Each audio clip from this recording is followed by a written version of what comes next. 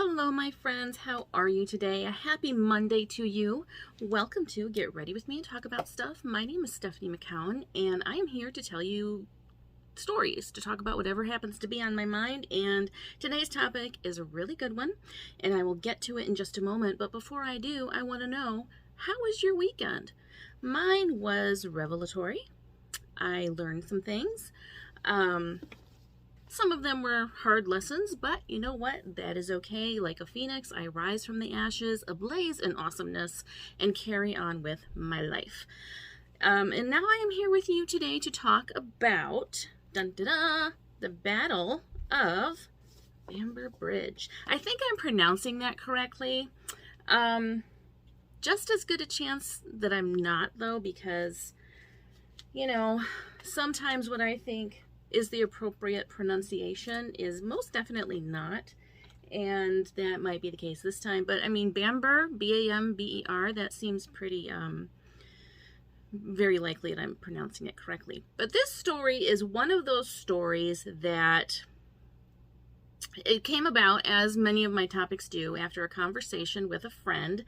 In this case, my friend Montan like wonton.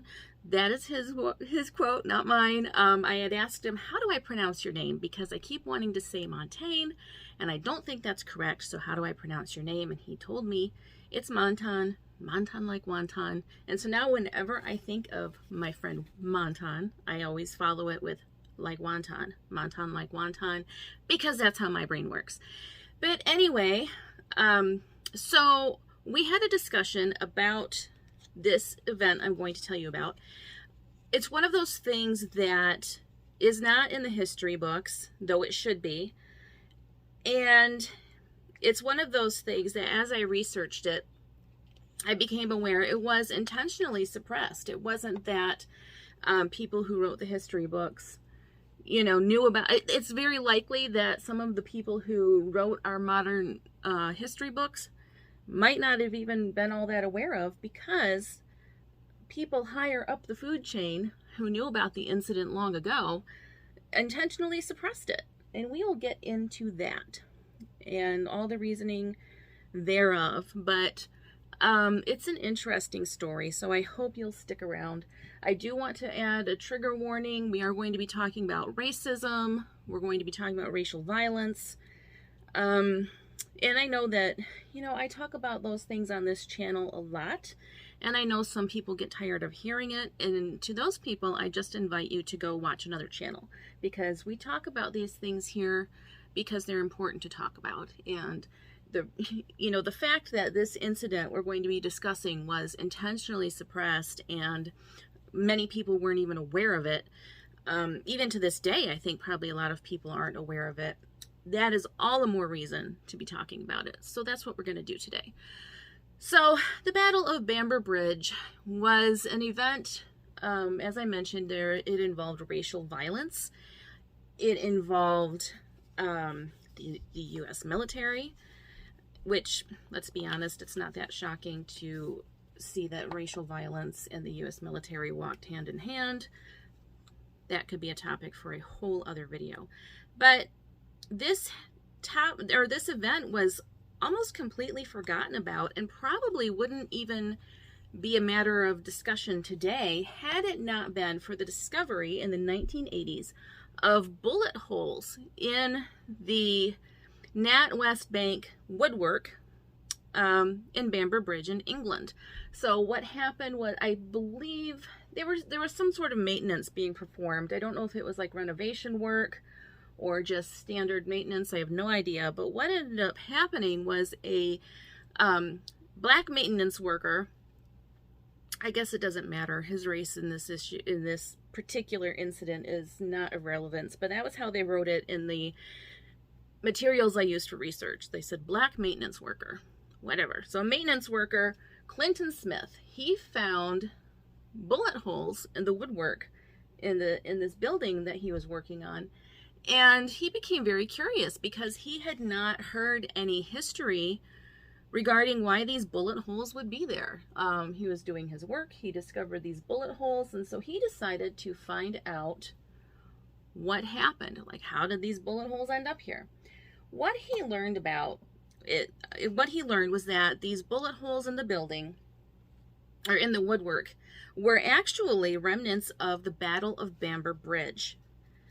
And in this battle, black and white, black American troops faced off against white military police on the night of June 24th into the early morning hours of the 25th in 1943. So let me just give you the basic facts of what happened.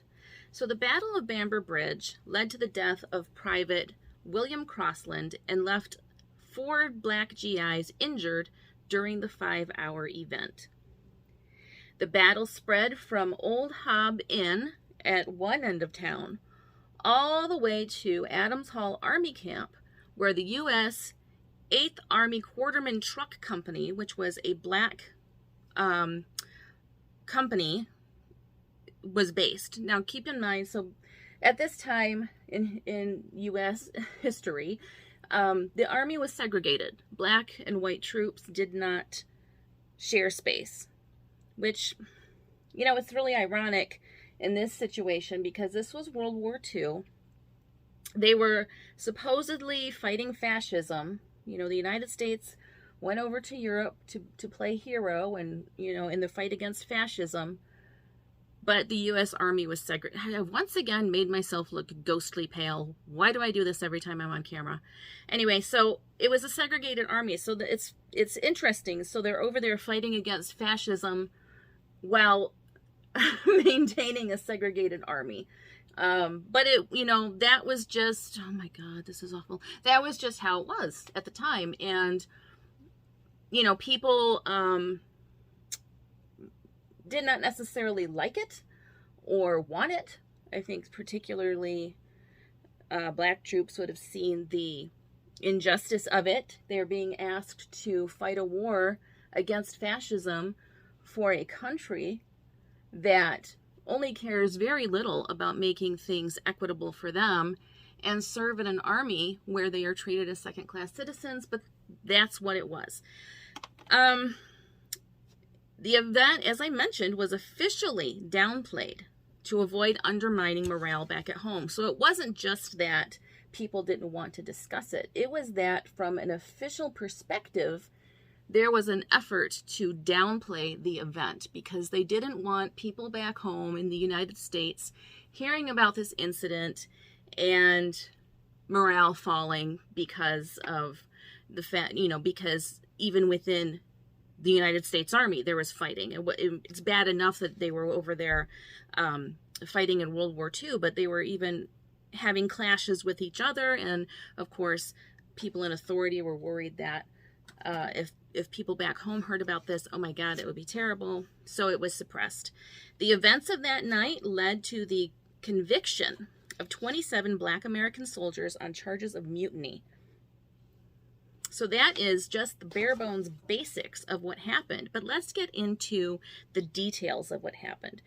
So it's important to note, as I mentioned, the Army was segregated. So there was a camp. There were camps for white troops and there was a camp for black troops. The two did not mingle. You know, clashes were a fairly regular occurrence. Certainly not to the extent that we would expect to, you know, that we will be discussing in this particular event.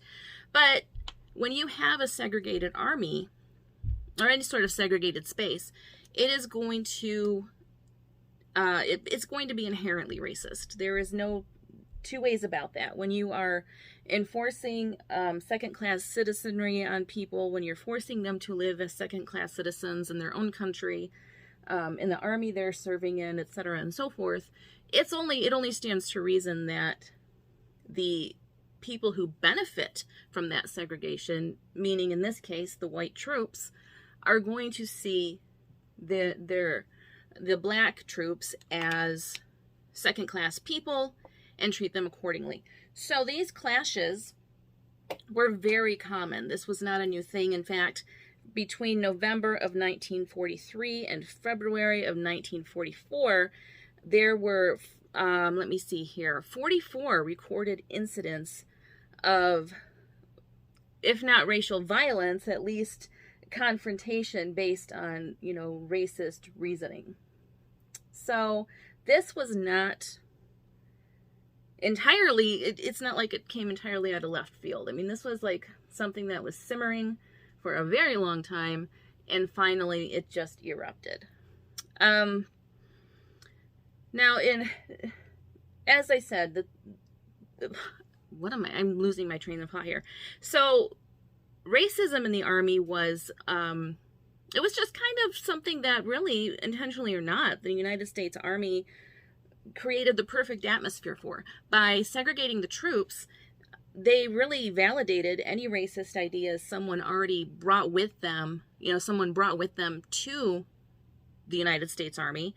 And this was especially evident in foreign countries where Black soldiers would experience a level of freedom that they just did not get back home. In the United States, Jim Crow was the law of the land. There was the whole idea of separate but equal, which we know from history, that bit of history that we know anyway. It was not separate but equal. It was just simply separate and good enough for Black Americans, scraping, doing the bare minimum, and then white Americans would benefit from that disparity between the two, and they would typically be doing much, much better. So over in England, where this incident took place, Black Americans were experiencing a level of acceptance and a level of freedom, especially in more social environments than they would ever know back home at this time. So on the night of June 24th, 1943, Black troops and white locals were relaxing at the Old Hob Inn. Now, I do want to say, I know from, reading what other people have to say, what people with lived experience have to say, that, Europe is by no means free of racism. And I want to make sure that I don't erase those experiences in this conversation, because that is important. And I think the narrative surrounding this incident almost feels a little bit too, Pollyanna in regards to racism. A lot of what I read made it sound as if England was anything but racist. And, I just don't think that's probably the entire truth. But it was remarkably better than what Black troops were experiencing back at home.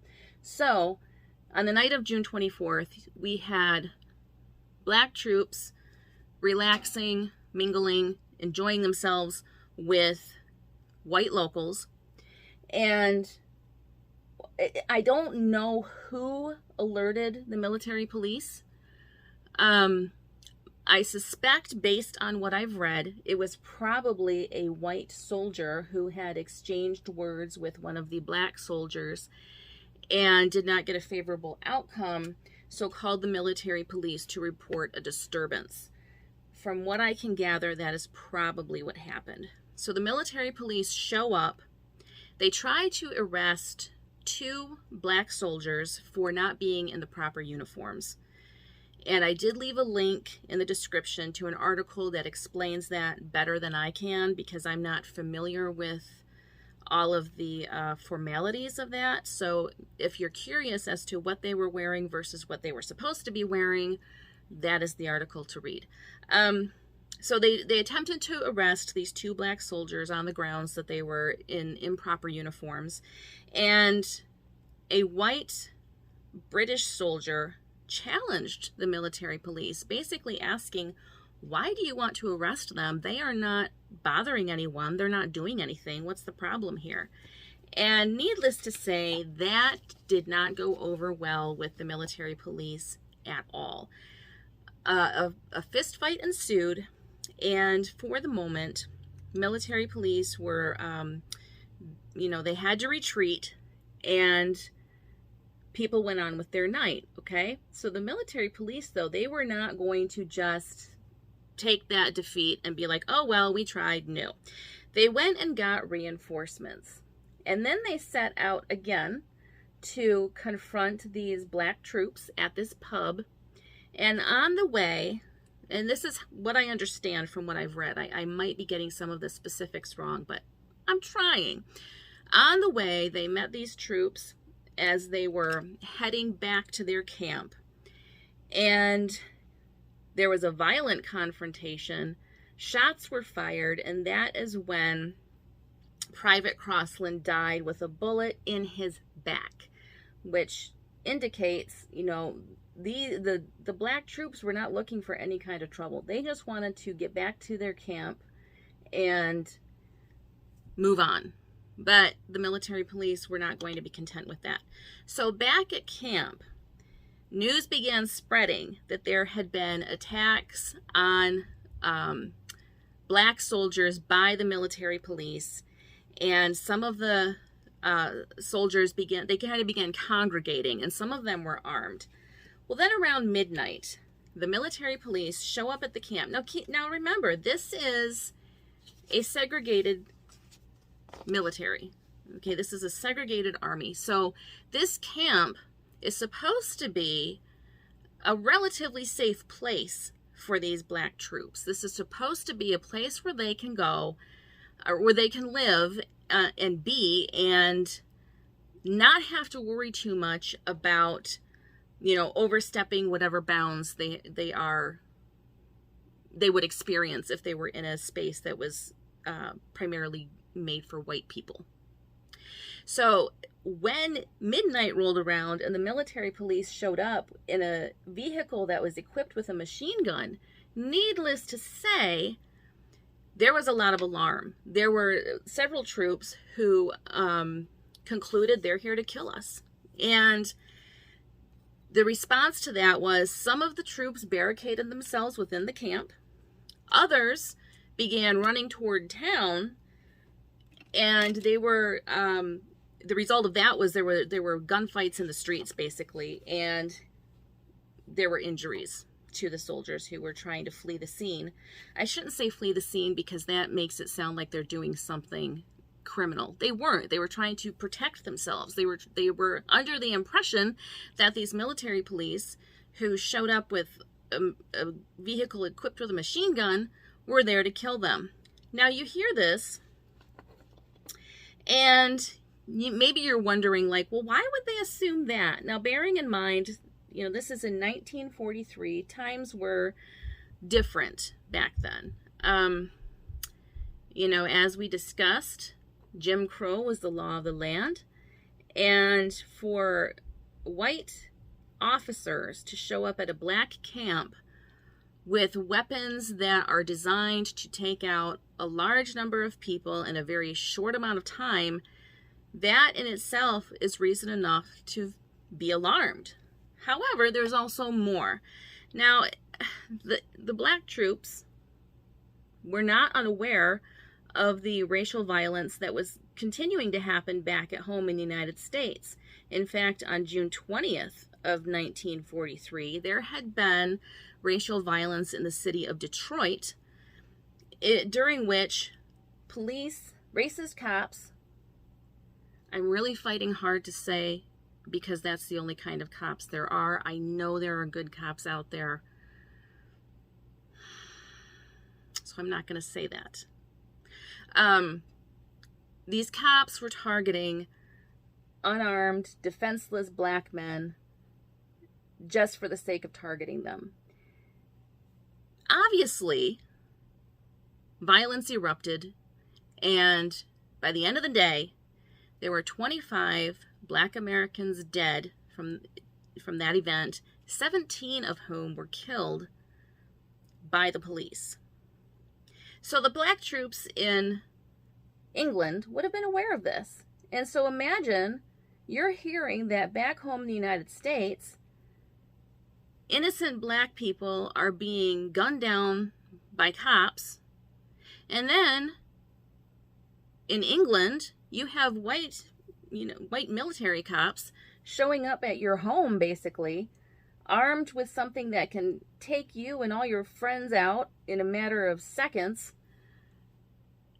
it's easy for me to understand why the assumption would be they're here to kill us. They had already killed one man that night, and they clearly had intentions to harm more because of the other injuries that had occurred and the fact that they showed up with a machine gun. I mean, I think this is a reasonable conclusion on the part of these black soldiers who felt like they're here to kill me. Now, it's also important to note that race relations at home in the United States were very different from what the same soldiers would experience abroad. So let me just say this. So George Orwell wrote of the American GIs that they were said to be, quote, oversexed, overpaid, and overhere. With the qualification, the general consensus of opinion is that the only American soldiers with decent manners are Negroes. So already there is a sense that the white soldiers, the white American soldiers, were looked down upon because of their behavior by the locals in England, and the black soldiers were welcomed. They were, people welcomed their company. One veteran wrote that when he and his friends, and he was a black man, and he wrote that when he and his friends would show up at the dance hall, they would, the floor would be cleared because they wanted, the locals wanted these black soldiers to teach them how to do certain dances like the jitterbug that were really popular back in the United States, and it was just making its way over to England, and they wanted to learn, and they learned by watching, and I would imagine eventually copying to the best of their ability the dance moves of these soldiers. So, the black soldiers were welcomed. They were, they mingled with, or the locals mingled with them. They mingled with the locals. It was a very pleasant relationship, which is something that back in the United States, these black soldiers would not have experienced. In the United States, these black soldiers were subjected to being told, you can't be here, you can't do business there, you can't eat here, you definitely can't dance here, etc. and so forth. So this was a whole new reality that these soldiers were living when they would be stationed abroad. And that really did not sit well with white soldiers. In fact, the acceptance of, watching the acceptance that these black soldiers experienced, and especially with the ladies of England, it really bothered a lot of people, to the extent that one white soldier was quoted to say, "The one thing I noticed here and which I don't like is the fact that the English don't draw any color line. The English must be pretty ignorant. I can't see how a white girl could associate with a Negro." So seeing all of this, the U.S. military actually pushed back by trying to enforce Jim Crow laws from the United States over in England. They actually asked pub owners to use Jim Crow, discrimination practices in their pubs. I mean, can you imagine the audacity of that? Going in, you're not even from that country. And I guess this is, unfortunately a very colonizer way of thinking, so it's not surprising. But, going into a country that you're just there on their good graces. They don't have to let you be there and so forth. Or maybe they do. I don't know how that works with military. But anyway, it's not your country. Going into these places and saying, hey, would you mind being discriminatory and making sure that these black soldiers don't have a comfortable visit when they come to your establishment? Well, the pub owners responded to that request by printing up signs that said "Black Soldiers Only," which is laudable, but certainly did nothing to make white soldiers feel better about what was happening to them.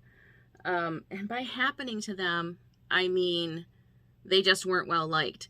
I think that's an important distinction to make, because I think a lot of times, people will see, even today, people see the just consequences of really abhorrent behavior happening to a racist, and they'll talk about what's happening to them. No, this isn't what's happening to them. This is just the consequence of their horrible, horrible behavior. So the white soldiers were seen as just being unsavory characters.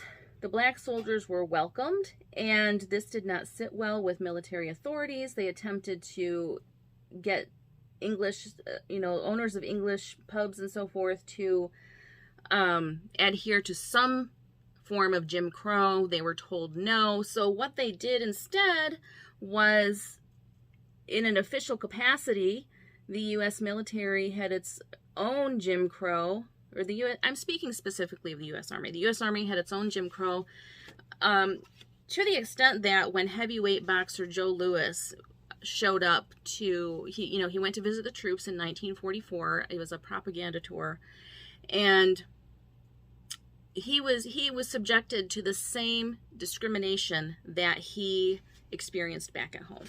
I mean, how horrible is that? Somebody of his caliber shows up to a camp to visit troops, boost morale, and he's treated just as badly as he is back home. It's just wild to me, but that was how it was. So the Battle of Bamber Bridge really was something that had been simmering for a long time before it finally exploded and ended up costing Private Crossman his life, ended up with several others being injured, and 31 black soldiers were charged with mutiny. 27 were ultimately convicted. Jillian Vesey, she had served at the Old Hob Inn back in the day, back when this happened, and she recalls the pressure. In one of the articles I put in my description, she recalled that there was a lot of pressure from the white officers and so forth in the U.S. military to actively discriminate against the black soldiers. And she, much to her credit, refused to comply. She told these soldiers, "You will wait your turn. I'm not going to serve you ahead of the black soldiers just because of the color of your skin." And again, these type of incidents, while great even, only served, well, not only served, but certainly helped in further rankling the white soldiers. They were like, "Well, I'm white. I should be put first. How come you're not doing that?" And they were just really angry about that. So the Battle of Bamber Bridge occurred, and, people died. And it's not discussed. It's something that I only heard about because my friend Monton told me about it. And I don't know that there has been a lot of extensive discussion until fairly recently about this incident. And the thing is, there are all kinds of incidents like this throughout history, throughout American history specifically, that just get ignored, pushed away. Let's just not talk about this. It's uncomfortable. Let's pretend it didn't happen. For example, take the Tulsa Race Massacre. It was, for the longest time, it was called a race riot, first of all. In fact, this incident in Bamber Bridge is also referred to sometimes as a race riot. It was not a race riot. Neither of these incidents were. It was people defending themselves against a force that had every capability of wiping them out entirely. And unfortunately, in the event of Tulsa, many people died. It was a massacre. And again, thinking about that, it's easy to understand how, when the military police showed up at the camp that night, Adams Hall, that's what I was thinking of, it's easy to understand why black soldiers would assume the intention was to kill them. It's not hard to understand at all, in fact. So in World War II, you had 1.2 million black soldiers serving the country in serving a segregated country in a segregated army, and then probably on more than one occasion, I'm sure there are other instances that we don't know about, fearing for their lives from the very same entity that they are there serving. So you've got, you're serving in the U.S. military, and it is the U.S. military you might fear the most, because you know that the country they represent, doesn't really care too much about what happens to you. And by the way, this military that you're a part of, they are armed and dangerous, and you need to be careful. I just can't even imagine. I can't even imagine what that would have been like for these people, knowing that if something did happen, which it did, very few people would care too much to really do anything about it. So it's hard to comprehend as a white person what that is like, knowing that if something happened, the chances that you or your loved ones would see any justice are slim to none. And to know that even today that is an issue. We like to think about these things like they happened so long ago and they're such a distant part of our past, and they're really not, because in many ways a lot of this stuff still happens. Maybe not shootouts in the streets, but then again, how many unarmed black people have been killed by cops? Oh, a whole hell of a lot. So I don't think that we can rightly say this is a part of our distant past that we don't need to worry about anymore, because it really isn't. However, that being said, it really became difficult for the United States Army to remain segregated when all the propaganda was saying that the United States Army was in Europe to fight fascism.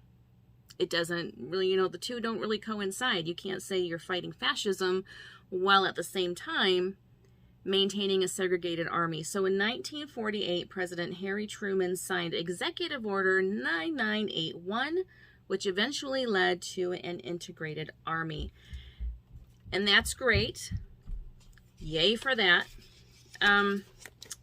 But, so the convictions of the black soldiers who were involved in the Battle of Bamber Bridge were eventually commuted or overturned. However, even with, what eventually would become an integrated army and so forth, these soldiers were still returning to the United States, where Jim Crow was still the law of the land. They were still returning to an extremely segregated reality. And, unfortunately, some of these returning soldiers would be lynched in their uniforms. I mean, they returned to a country that, by and large, even from the standpoint of legislation, was not their country. It was because they were an American citizen. It wasn't because it was very clear that they were unwanted. I don't know how else to say that.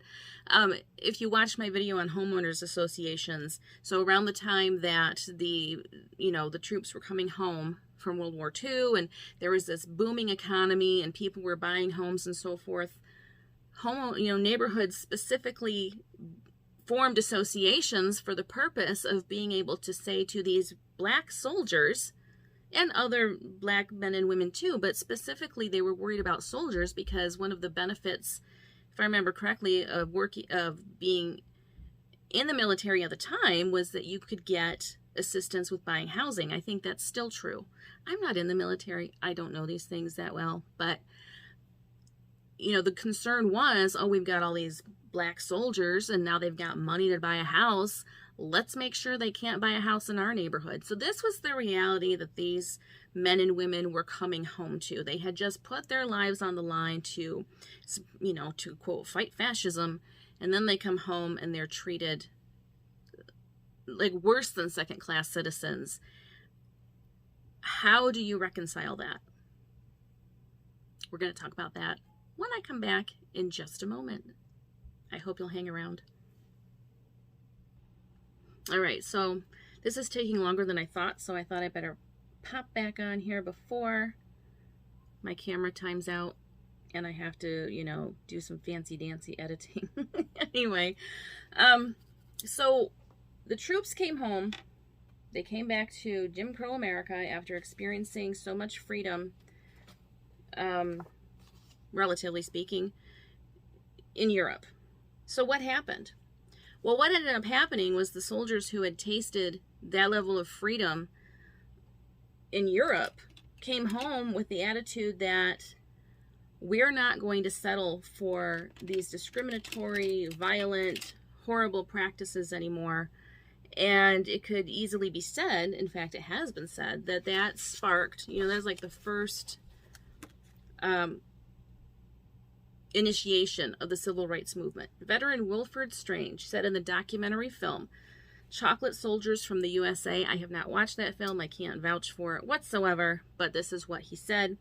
He said, I think the impact these soldiers had by volunteering was the initiation of the civil rights movement, because these soldiers were never going back to being discriminated against again. None of us were.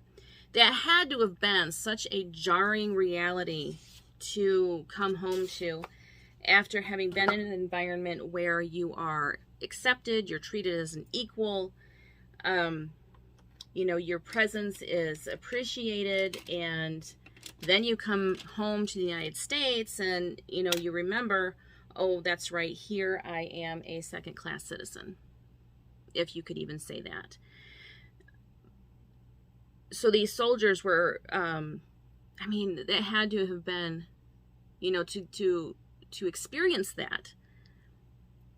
After having experienced, you know, being able to move about freely in other countries and not be seen as someone who needs to be kept away and kept out because of their race.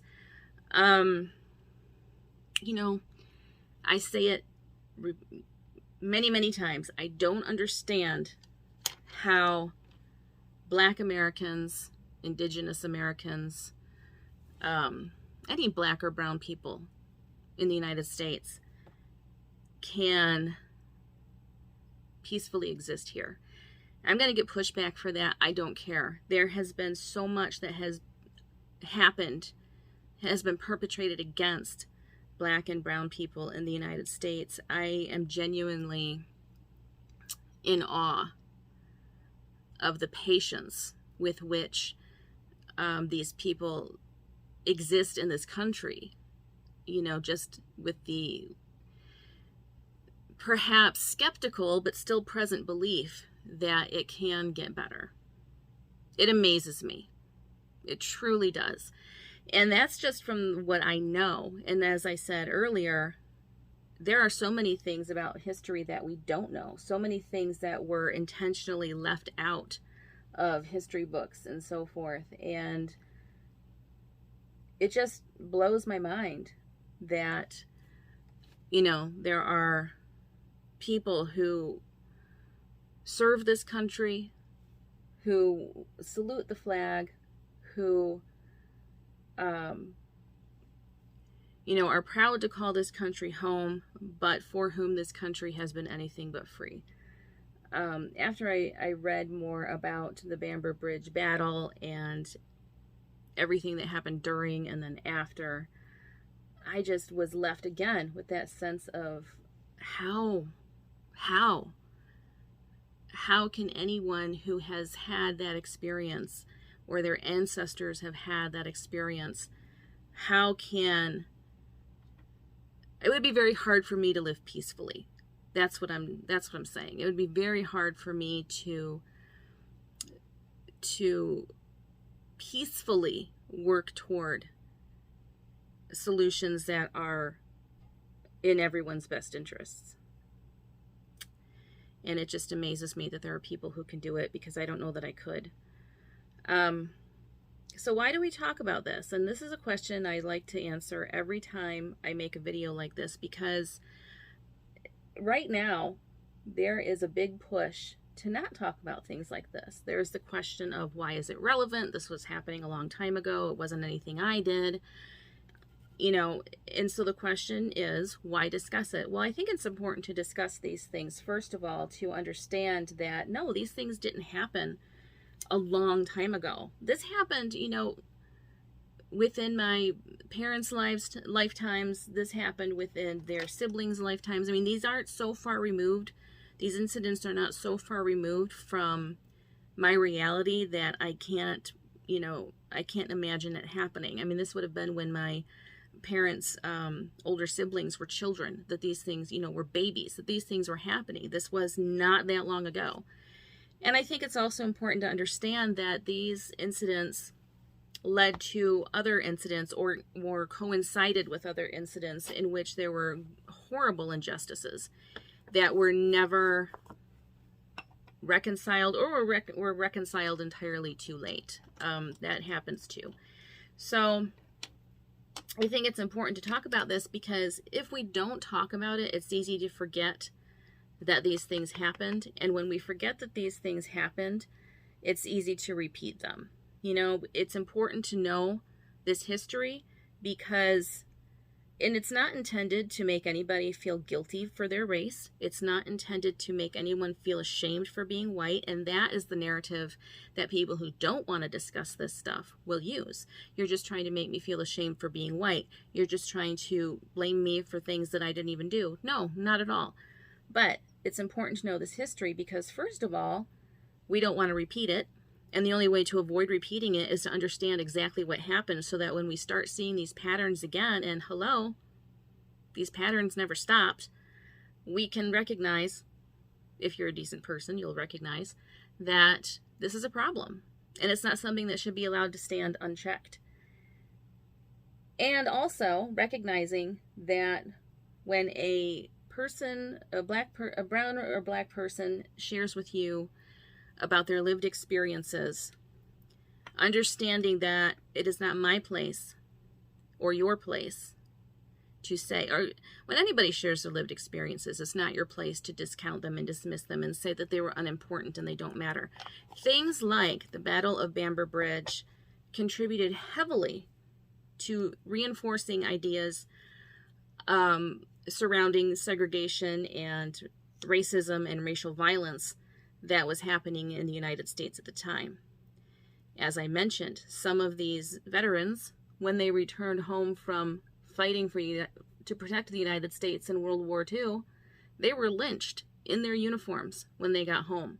So it's not as if they came home to a place that appreciated their service.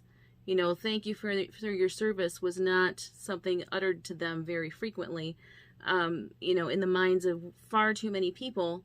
And I don't care if it wasn't your ancestors or my ancestors. It was someone's ancestors who was killing someone else's ancestors, and doing so only because of the color of their skin and for no other reason whatsoever. You know, these people had put everything on the line, had left their families, had left people and places and things they loved to serve their country, to serve a country that thought they did not even deserve to have equality, that they did not even deserve to have decent homes to live in, or proper education, or hell, even a public restroom to use.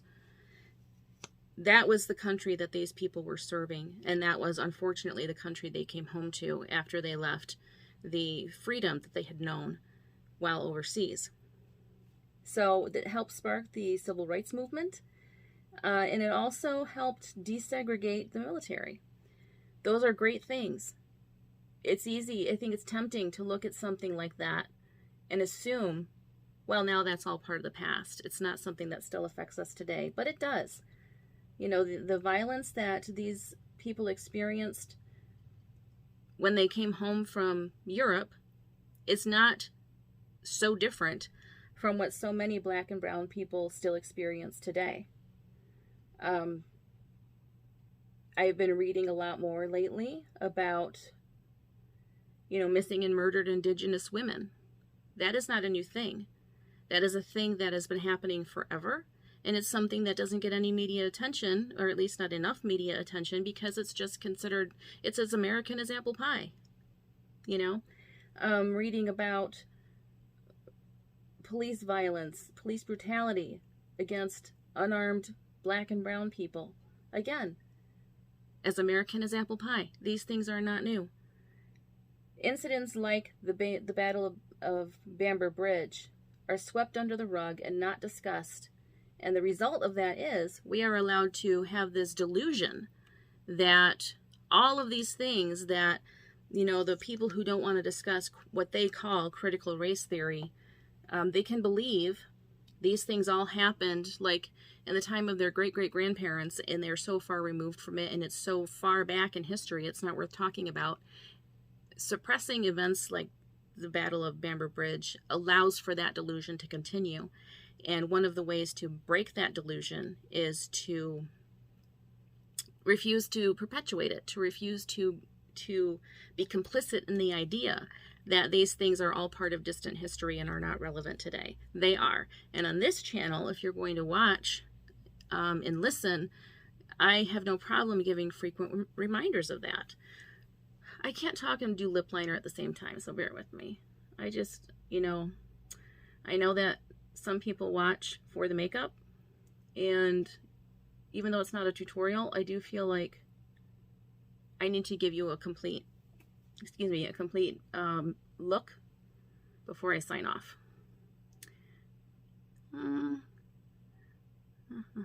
So this thing I'm going to try to do with my lips, I don't know. We'll see if it works. But, you know, I appreciate the people who regularly tune in and are not afraid to discuss these hard and unpleasant things. You know, especially those bits of history that just get swept under the rug and ignored because they're unpleasant, and, you know, people don't like to talk about them, so we're just going to pretend it didn't happen. I appreciate those of you who don't mind listening to these stories and who are, you know, grateful for the knowledge. I certainly was when my friend Montan told me about this, because I had never heard about this. And for me, and I hope for you, it just served as a reminder that I still have so much to learn, and I have so far to go in my own quest for not being part of the problem.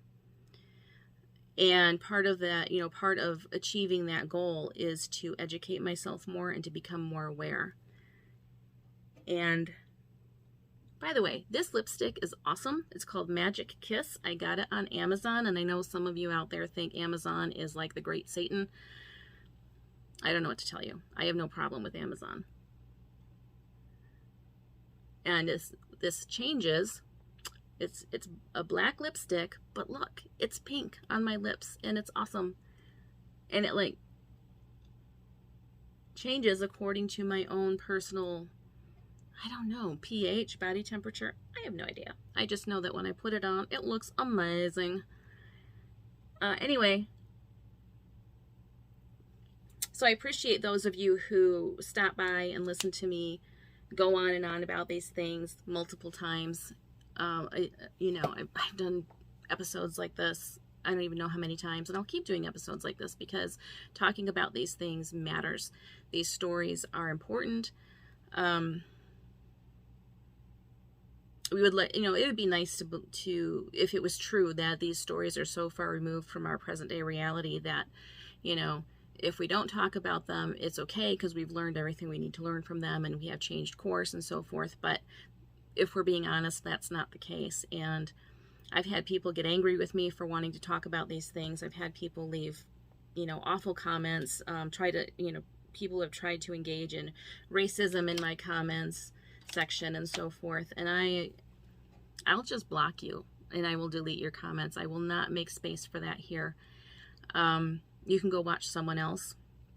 But for those of you who come here to engage in intelligent conversation and, really invite the opportunity for us to learn together, know that I appreciate you and know that, you are you're one of the people that's going to make the difference as we move forward. Because I don't think, obviously, doing things as we've always done them is going to give us the result we're hoping for. We have to choose to listen to the hard stories and have the hard conversations and really do a lot of self-examination to make sure we're not contributing to the problem. And I do have good friends in my life who will tell me and have told me when I'm part of the problem, and I'm grateful for that. I don't know, I certainly wouldn't understand things the way that I do if I didn't have people in my life who loved me enough to be honest with me. So anyway, I appreciate you being here. Thank you for watching. Thank you for any thoughtful contributions you'd like to make to the conversation. Be good to yourself. Be good to each other. Don't shoot on yourself or anyone else. And for the love of God, be honest with the people in your life, because there's so much more pain that comes from hiding the truth than there is from just being honest. The truth eventually comes out, and it's a lot less painful for everyone if that truth was just stated from the beginning. That's my 2 cents. That's my thought for the day, on top of many other thoughts for the day. Take care of you. I will see you again either later this week or next week. I've got a couple fun things I want to talk about before we dive into the spooky season videos. So you just never know when I might pop up again. Anyway, have a very pinky purpley day, I guess. I don't know. Anyway, it's good to be here with you. Take care of yourself, and I will see you again soon. I appreciate you. Bye.